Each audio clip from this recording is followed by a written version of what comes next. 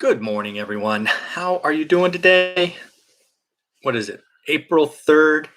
This is your daily or no, I'm sorry. This isn't your daily financial news. I need more coffee. Yeah, more coffee. This is our live Q&A session. This is something I look forward to doing 3 or 4 times a month, where 8 a.m. on Saturdays we come together. I collect a bunch of questions from out the week, and hopefully we get in real time. What I'm going to do here for the first couple of minutes is buy some time for people to join. I want to say thank you very much for my daily viewers. If you're new to the show, a couple of things. First out, I put out a lot of content. It's all original. Second, no editing. I prefer to do my stuff live and just move on with my day. But yeah, we're having a lot of fun here. Again, we've been putting out daily content now for a couple of years, so it's been a lot of fun. All right, so I'm just going to go ahead and get started. And what order? I guess I'll start at the top.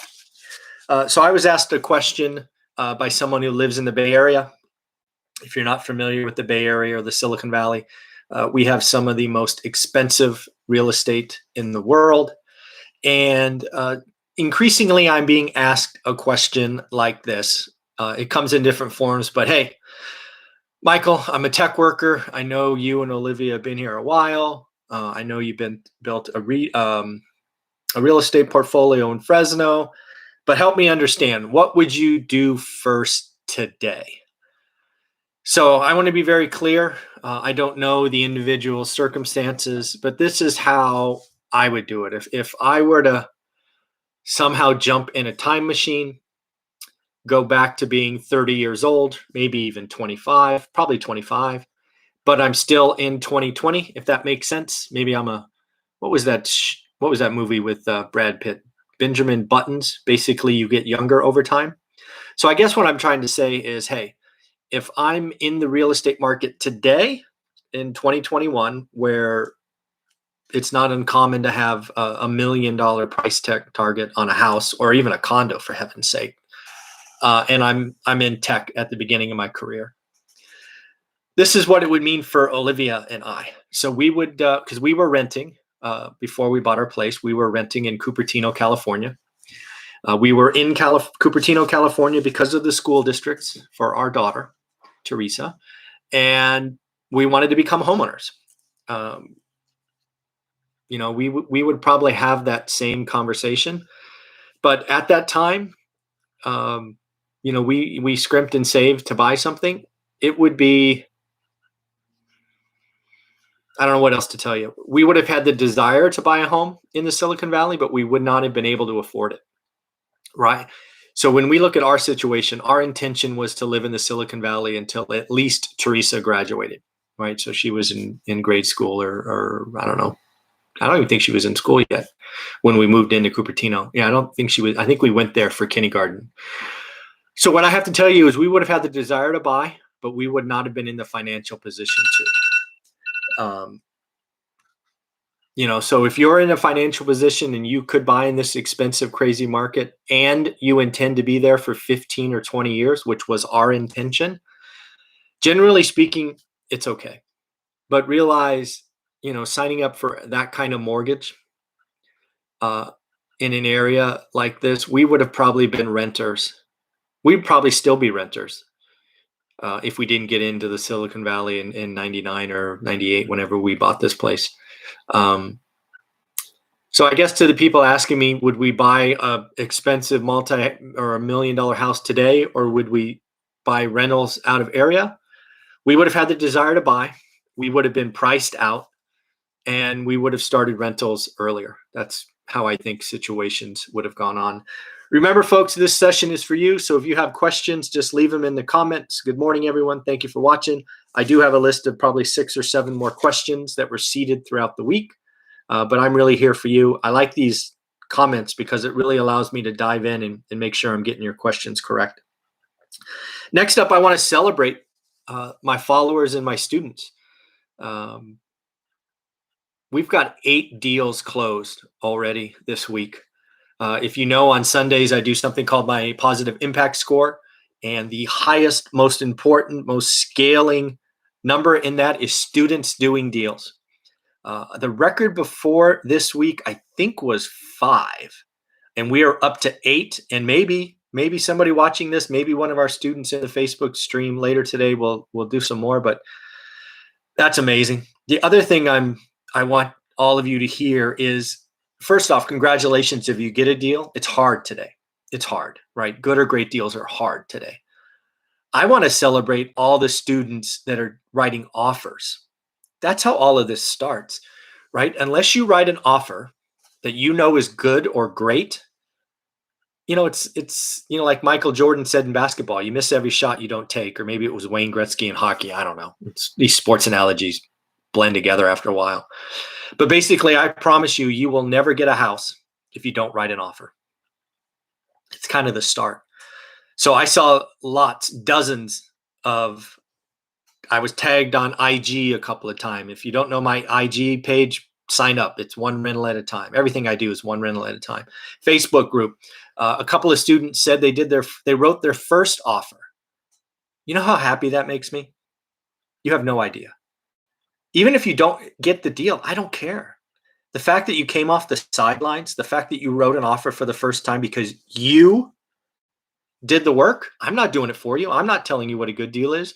My students are building confidence in themselves. That's the big thing of how to get started one rental at a time, that $199 course. It's changing lives, but you're doing the work, not me. You're doing the work. And you have no idea how fun that is for me to just watch deals get done, offers get written. That's why I do all this stuff, was to get to this point. I look forward to the time that we break double digits. I'm not lying, but I'm very happy with 8. But boy, maybe one of these weeks in the next couple of months we get over 10. That would be awesome. It's just going to be a great feeling. So again, congratulations for the 8 deals, but I want to congratulate the dozens of offers all of you made this week, because you built confidence in yourself. You know what average is, and you're writing good or great offers. That is awesome.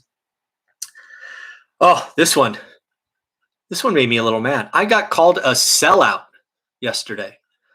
Somebody watching the channel for a while, watching the daily financial news or whatever it is, and then one of my videos talked about Get Your Money Right, that financial course I have, that $100 course.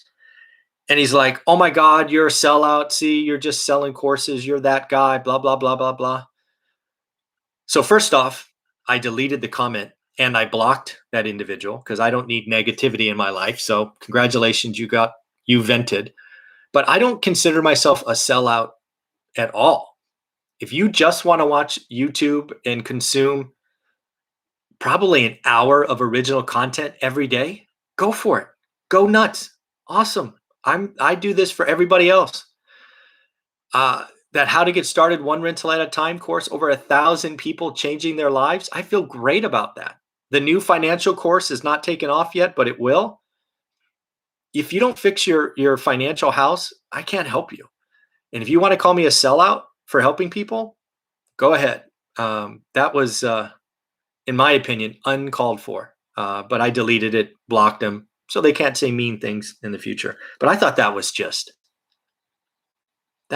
disrespectful. Next, I'm getting asked a lot more about gold and silver. If you watched my channel for any length of time, you know, in the last crisis, or I guess kind of starting in 2002 or 3, I started building, I don't know, at least at the time, a pretty decent portfolio of silver. I had a little gold, but it was mainly silver. Physical, I don't believe in the ETFs or paper. I don't trust them. And then sold it. And I actually bought houses in 2010. But I don't think gold and silver are acting anywhere like I thought they should, right? We are inflating the dollar. They've been pretty flat, pretty small. You think all the asset inflations we've have going on and commodity inflation, you would have thought gold and silver would be behaving differently. I guess what I'll say there is I'm not adding, or I guess I have a little left over, a couple of pieces that have more sentimental value than anything, because they were, but I'm not adding to that. And I guess what I would tell you is, if you're going to play in that space, I like physical. I like taking ownership. I'm not a big truster in the paper market by any stretch. Um, Next up, I got this note the other day. I think I kept this comment. California sucks. Why would anybody buy properties in California? Blah, blah, blah, blah, blah. Well, California has treated me okay. If you want proof of that, go read the book. California is a big state. And when you have San Francisco on your mind and you throw all of California in the same bucket, you are showing your ignorance or inexperience. Go back to an article in the LA Times, go back to other articles in the Wall Street Journal. There are plenty of cities in the California that are growing. They have affordable housing. They are red instead of blue. And you're missing out. Yes, it takes a long time to evict people in California. So don't be a bad landlord. Do your job. Qualify your tenants. Have a tight criteria. Yeah, California is, first off, if you don't want to invest in California, awesome. I mean, there are 49 other states. That's okay. But to ignorantly say that California sucks because, San Francisco is a tough market is unfair and is not okay. Fresno, California has been a great market, is a great market. It takes a lot of work today. It's a market that has historically allowed you to move your equity around if you watch it, which I have done a couple of times and will do again without question. But yeah, folks, back to the course, right? Do your work, do your market. Don't listen to talking heads, right? Don't listen to people that, somebody sitting somewhere else saying California sucks and then you don't even look. I mean, there's a lot of nice markets. Inland Empire is growing. Just because I wouldn't invest in San Francisco doesn't mean I wouldn't invest in California. That's unfair. This is a question I got on the Squad Up call Wednesday. It was I think it was like 30 or 40 minutes into the call. I don't think a lot of people watched that video, which is unfortunate. It had a great questions throughout.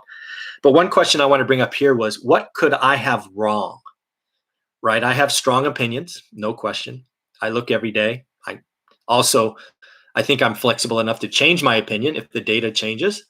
But yeah, I have pretty strong opinions. And someone asked me, which I thought was a great question, was, what could you have wrong? I'm like, ooh, good question. So one of the things, actually the number one thing I'm banking on right now, that if it flipped, could blow up the system, literally blow it up, is this. Banks. If banks do today what they did in starting at 06 and carried through 2010, that will blow up the housing market. Blow it up. Okay. Well, what did they do? Well, they didn't work with borrowers. They didn't. They just didn't. They didn't know how to do it. All their mortgages were sliced and diced into CDOs and other exotic things. So they let you get 90 days late, and then they foreclosed. Right? If you got 90 days late back then, 97, was it 95? 95 or 97% of mortgages foreclosed. So I don't think they're going to do that this time. In fact, I've read articles and shared them on this channel in the last week or so that the federal government is incenting and, more importantly, will punish, just crazy, will punish banks if they don't have or they don't prevent foreclosures. We are going to see loan workouts on steroids. It is part of my thesis. It is part of the reason Ken McElroy is wrong. It's part of the reason all these other YouTube entertainers are wrong. There is no crash coming.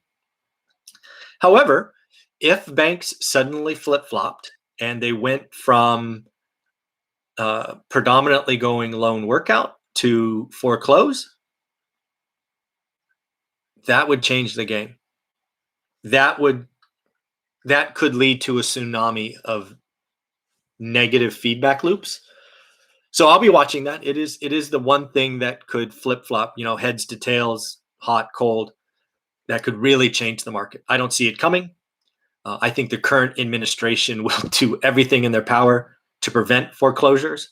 I think they could go as far as rewarding banks for doing workouts. They're going to do everything they can. Uh, so I just don't see it coming. But again, that's a great question, right? What could I have that I confidently believe in that could be wrong? That's it. If banks don't, if banks aren't flexible and work out, I imagine them hiring thousands of people to do loan workouts and figure out what mortgage this new or that the borrower can now afford. It's going to be wild to see. We're going to see such a little thing come out. That just leads to what I got. Two more topics, I think. That leads to what I think a comment I got yesterday, which was awesome. Right? People are talking about a foreclosure tsunami. Certainly, you could see why a tsunami warning has been called, right? There's an earthquake in the ocean, tsunami warnings, blah, blah, blah. But what's going to happen is it's going to be such a small trickle, right? There'll be a couple of markets that get hit harder than others. But nationally speaking, it's gonna come on the shore and be like, what? Where is it? Too much equity, too many loan workouts, people getting back to work. The next 12 months, not like the last 12 months. People waiting for a crash are going to be greatly disappointed. They will have missed out on great debt because debt is getting more expensive. And once again, the people that do the work, that look at their market every day, will benefit. Because you know the right answer, right? If you ever find a great deal, when do you do it? Now. They're great deals. Go get that fixed rate long-term debt. What did I say? Oh, there seems to be a lot of comments recently on my channel pointing fingers and blaming the federal government. Federal government this, federal government that, federal government this, federal government that. Sure, most of them are factually correct. That's just not helpful, right? We can all be cranky. If you've watched my channel for any length of time, you know that Gavin Newsom sets me off when he just unilaterally lies or does stupid things. You're allowed to be upset for 12, 24 hours, but then come back to figure out how you're going to take advantage of it. The federal government has forced rates lower. So refi some debt. Go get 30-year debt. There is possibility that 30-year debt is lower than what will be future inflation. If that's true, you want to go get as much as you freaking can, right? Go use the system and make your life better. Stop wasting hours and days in this negative feedback loop. Go make your financial future better. Do the work. Fixed rate debt, conservative financing, no alligators, all of those great things. All right, got off my soapbox. So let's see what kind of questions we have here. I'm going to scroll back to the top. These are always fun. You just never know where these are going to go. Good morning, Tamika. Hey, Dion. How you doing, buddy? Brian, good morning. John Williams, good morning. Tamika, awesome job to everyone doing deals this week. Yeah, 8 deals this week. My positive impact score is going to be amazing this week. We might actually hit 1 million. Yeah, we might hit 1 million. Mike, good morning. Question: how do you find a 1031 exchange agent? Do you find one in the state of the exchange, or does it matter? Mike, I've only done exchanges in California. I reside in California. The sale and the purchase were in California, so I don't know. Yeah, I don't know. How I found mine is I went through an agent, an experienced real estate agent. In my market, I went to a multifamily agent and asked who they recommend as an exchanger, and then I interviewed them. That's how I did it. Again, I wouldn't go to a residential agent because they don't really do 1031 exchanges all that much. But I would go to LoopNet, for example. Go to LoopNet for the city, type it in, see what agent has the most listings, and I would call them and say, "Hey, I'm looking to sell, blah blah blah. Who's your 1031 exchanger?" That's what I would do. And I'm sorry, I don't know. Would it make sense? It wouldn't shock me it would not shock me if exchangers are licensed by state.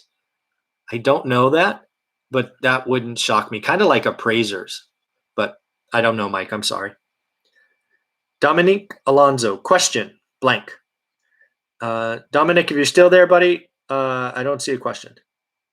Mike, how do you find hard money lenders? You have one on the program a few months ago named Sean. Yep, but his company does not do loans in Idaho, where my property is located. Hard money loan lenders don't hide. You could go to Google and type in Idaho hard money lender, and you'll get a long list. You could also go to Bigger Pockets and go look up Idaho groups or whatever they're called. Hard money lenders don't hide.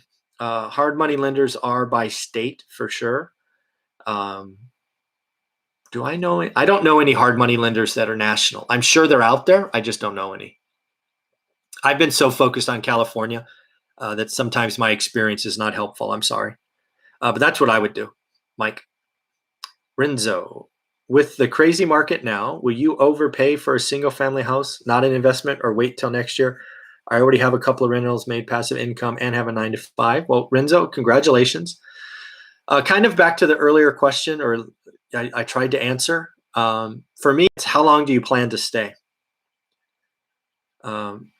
If you're like Olivia and I in my earlier example, if we could afford it, we would have. I don't like the word overpay in your comment/question. Right. In economics, a deal is done between a willing seller and a willing buyer. So the price that is agreed is not necessarily overpaying. Now it's over asking. I get it. But yeah, in a supply demand driven market where demand is so artificially tight, it leads to overbidding. I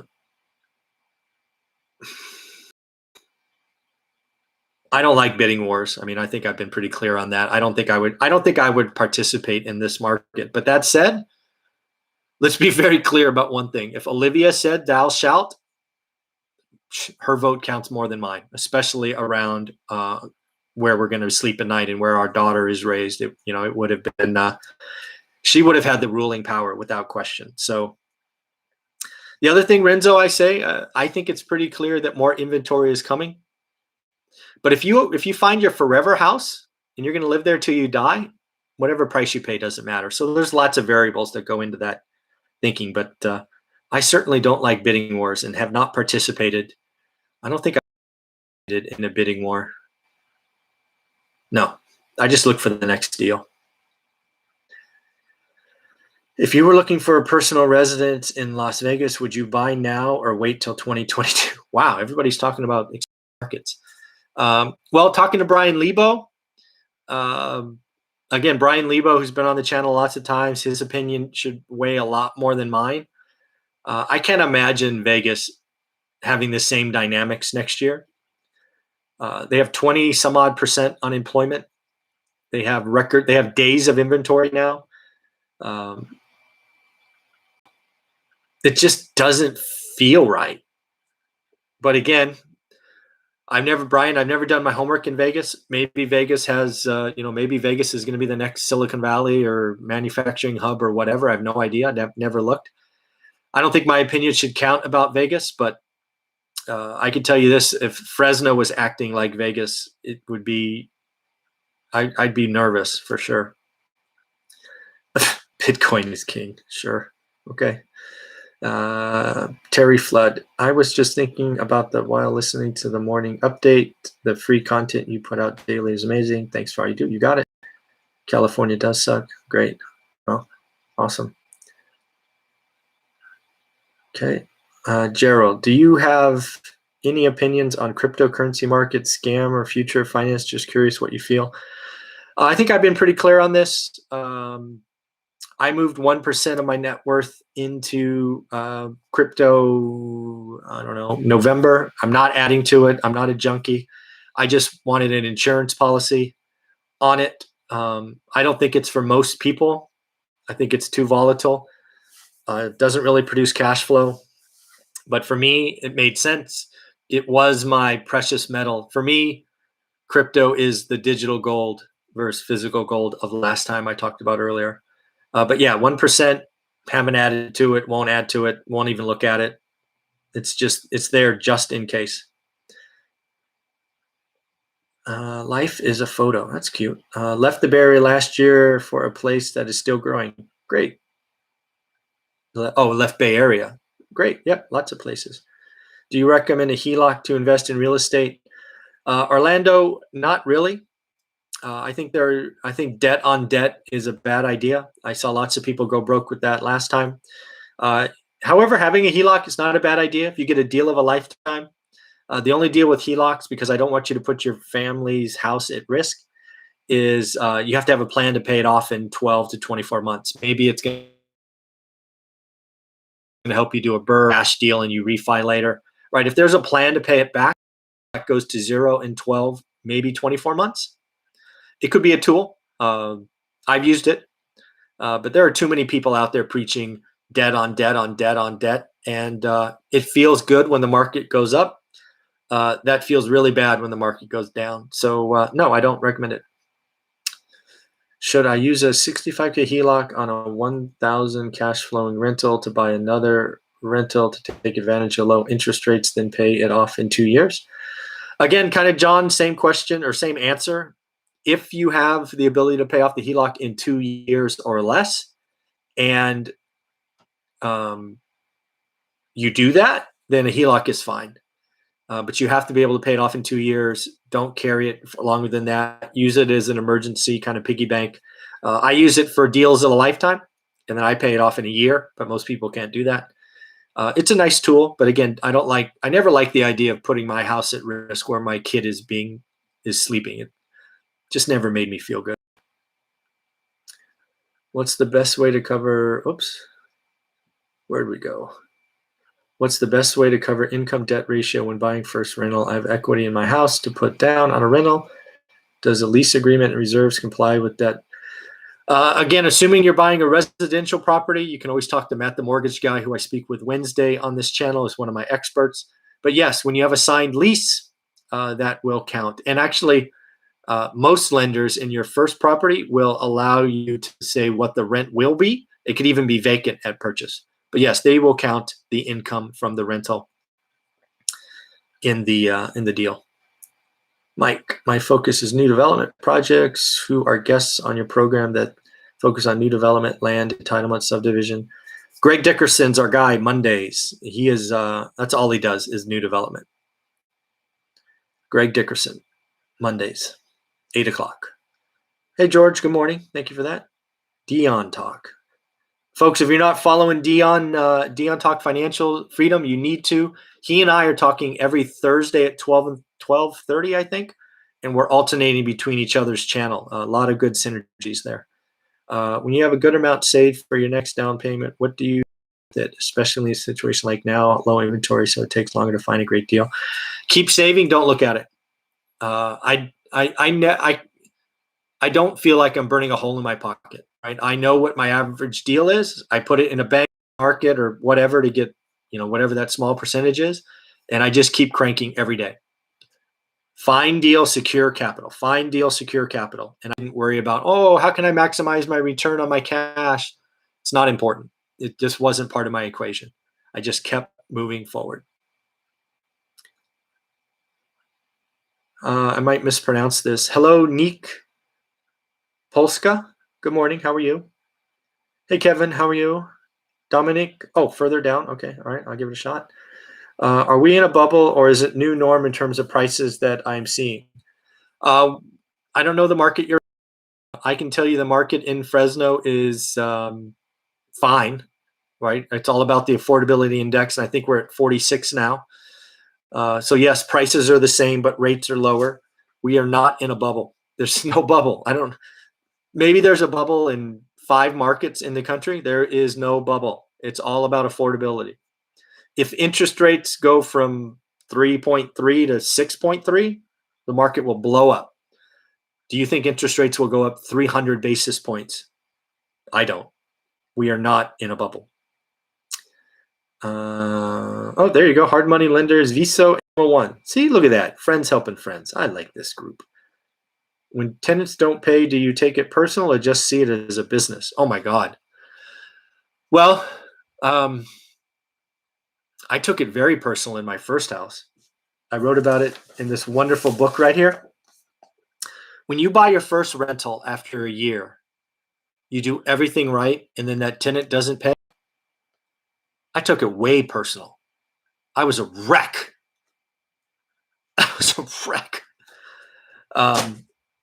But by now, it doesn't even faze me. It doesn't even faze me. It doesn't even register. But it's happened thousands of times now. So no, it doesn't. Even when they lie to me, oh, your money's coming, or such and such happened, or blah blah blah blah blah. Nope. There's a process to 3 days to 3-day posting, or 3 days to quit, or whatever it's called. Then we go to evictions in normal times. No, I don't. I don't think there's anything in this business I take personal anymore. I'm providing a service. I try to provide the best service possible. If you break a lease terms, I evict you. It's just that easy. Brian, great answer. Awesome. Thank you for your input and great work every day. You're welcome. Quick question. I bought a condo in LA for $300K, now worth $500. Oh, it's an alligator. Eating $200 a month. I want to keep it as long-term hold for equity. Is that okay? Alan, it's entirely up to you. Congratulations. At some point, maybe it won't be an alligator. You're going to raise rent sometime in the future. I assume if you can afford it, go for it. Maybe you can refi the debt. I don't know. I don't know what to tell you. You want to hold it? Great. Go ahead, hold it. What the heck do I care? I mean, I don't know, whatever. It's going to prevent your ability to, grow in the future. But yeah, keep it. You want to keep it? Keep it. No, yeah, keep it. If you want to, go for it. Google, School Me, Affordability Index. If you're in California, you're lucky. I am. You find it on CAR.org. If you're in another state, I suggest looking up your realtor organization. CAR stands for California Association of Realtors. Hence, if you're in Ohio, probably look up Ohio Association of Realtors. If you're in Florida, it's Florida Association of Realtors. They've been publishing it for a while. I do not look at the other 49 states. I don't care. My money's not there. I only look in California. Jen, hello, I'm 33. I now own 4 units per your book. Congratulations. That's awesome. 1 duplex, single family home, 2 condos in Louisiana, probably, Texas and Florida. I want to pay down the debt or have 12 months reserve. Is that okay? Those are 2 different statements. I think having a 12-month reserve, Jen, is far more important than paying down debt. The other thing, again, it doesn't say here if these are cash flow, right? Maybe they're alligators to the earlier point. If they're alligators, paying down the debt might make sense so you can refi. But it depends on where you are. If you've read my book, or actually you have read my book, Jen, where you are in your investing life cycle. Phase 1 is about getting as much as you can. So but if 4 is enough for you, Jen, like you don't want any more, then go, by all means, pay down debt. It's just, where are you in the growth cycle? If 4 is all you want, congratulations. I want to shake your hand. 12-month reserves first, then pay down debt. But if you want to get to 10, Jen, then pay down debt is not part of the equation unless they're alligators. Hopefully that makes sense, Jen. And if it doesn't, LA is Los Angeles. I thought Louisiana. Yeah, so that, Jen, if they're alligators, pay down debt. If you're done, pay down debt. Otherwise, don't, because you still need to grow. Tamika, what systems do you use to organize information about your rental properties? We're just starting out and the paperwork is already piling up. We built Excel spreadsheets back in the day, but remember when we did this, online applications weren't really available, right? Mobile phones they weren't smartphones back in the day. So we built Excel, and now we have access to our property management system. So other than Excel for accounting, or tracking of expenses. Everything we want is now in our property manager's system. If I was starting from scratch and managing on my own, I mean, that stuff I see in Hemlane is interesting. Again, I don't use it. They've asked me questions and I consulted before the product was out there. But, go play with Hemlane's 30-day trial and see if it fits. There's a lot of the stuff they have in there for tracking is helpful. But again, I don't use it. I have no intentions of using it. I already pay a property manager. I don't need more expenses.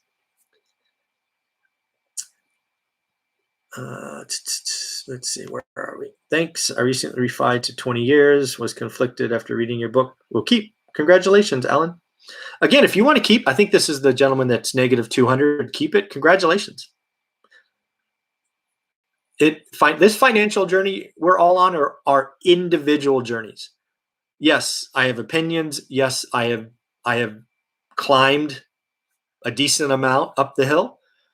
But again, everybody is here to make their own journey. And Alan, if that's what you decide to do, congratulations.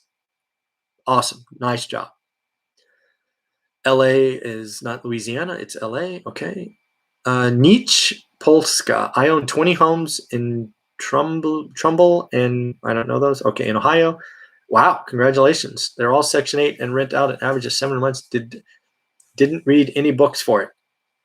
I didn't read any books for congratulations. Oh, all houses paid off. Rock star. Congratulations. I bet there's some cash flow there.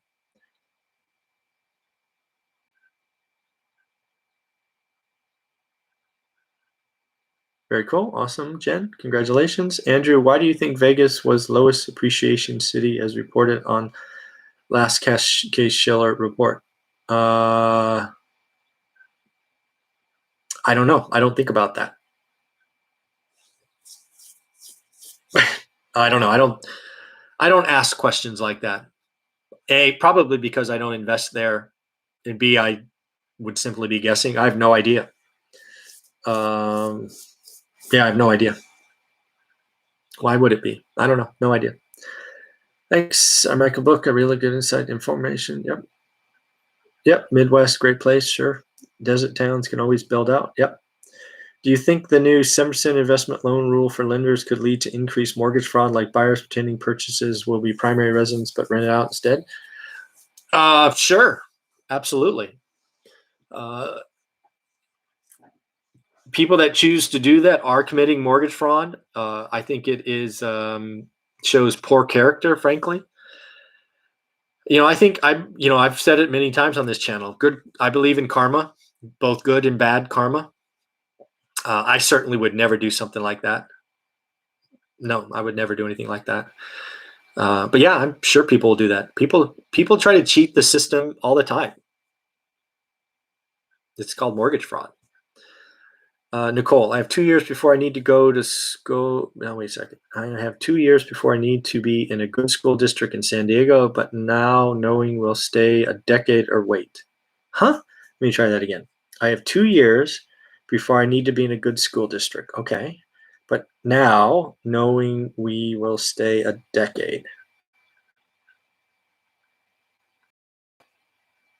I'm not sure what that. I think what you're saying is, should I buy a home in a good school district or wait? I don't know San Diego. I'm going to guess it's crazy expensive. I'm going to guess there's no inventory. If you find your forever home, Nicole, go nuts. If you don't find your forever home, again, I don't know San Diego at all, but I'm going to guess inventory is pretty low. I can't imagine inventory being low 12 months from now across the country, not only San Diego. More inventory comes more opportunities, but again, it's going to come at a higher interest rate. So I don't know. It would be a very tough choice to sign up for a $6-8 million home purchase today for me. That's just a stupid number. Yeah, it'd be hard. It's a tough choice. I don't know, Nicole. Indianapolis, all over Ohio, Western PA. Cool. All right. Yes. I used to live in San Diego. School districts all over appear to be solid in the North County. Cool.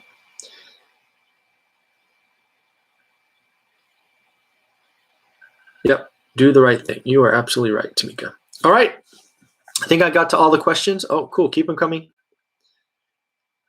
8 paws up. Thank you for that. I miss Jimbo and Jordan. Yeah. Yeah. Jimbo's been on the show a lot that last 6 months of his life. If you're a real old timer, if you remember when I used to walk with Jordan outside around my park, that's when you know. If you remember my little black and white Shih Tzu, you've been on the channel a long time. I think it's been a year and a half since we lost Jordan. Yep. 29 thumbs up. 28 now thumbs up. 29? Whatever. Yeah, he was a legend. Thank you for that. You've been awesome. Recommended your book to all my family and friends. I appreciate that. I try. All right. So again, we're going to call it, or I'll call it here. I'll get some more coffee. And if you're one of my students, remember we go to a private Facebook group at 9 o'clock. If you're interested in real estate investing, buy the course, How to Get Started One Rental at a Time. It is clearly changing lives. People are making good and great offers. We had 8 deals done. I'm so happy, happy, happy. Looks like we got a couple more questions, so I will stick around. Let's see. Thanks. Yep. Is buying a 2-bedroom home and converting Florida rooms to bedrooms a good strategy? John Doe, I don't know what a Florida room is. I'm going to guess it's a screened-in porch. I'm going to guess. I have no idea. But let's just say I've converted living rooms and family rooms to bedrooms before, because for me, that brings in more rent. I don't know what a Florida room is. I don't know if they're insulated. You got to make sure you're doing the right thing. You've got to make sure there's egress. You got to make sure there's a closet. Again, I don't know what a Florida room is, but maybe. California, Chicago, New York will have rent controls to control rental units soon, blah, blah, blah. Sure. Okay. Great. Porch. Yes, probably a screened in porch. Again, I don't know. I haven't seen a Florida. What'd you call them? A Florida room. I value my character. So if I was going to enclose a Florida room, again, I don't know what that is. I would make sure it's done correctly, insulated, right windows, egress, all of that. I have seen some truly poor conversions in the past, and I would never do that to someone. Out of Orange County, California, I lived in LA. Congratulations. What did you call that? Oh, the dude. Huh, that's fun. The dude, exclamation mark. Congratulations. The Millennial Nomads, aka Lanai. Yeah, screened in enclosure. I was right. Yep. Okay. All right, everybody. Have a wonderful, wonderful day. Take care. Again, remember, we do another one of these just for students at 9 a.m. in Facebook. Bye-bye. Enjoy your weekend. Have fun.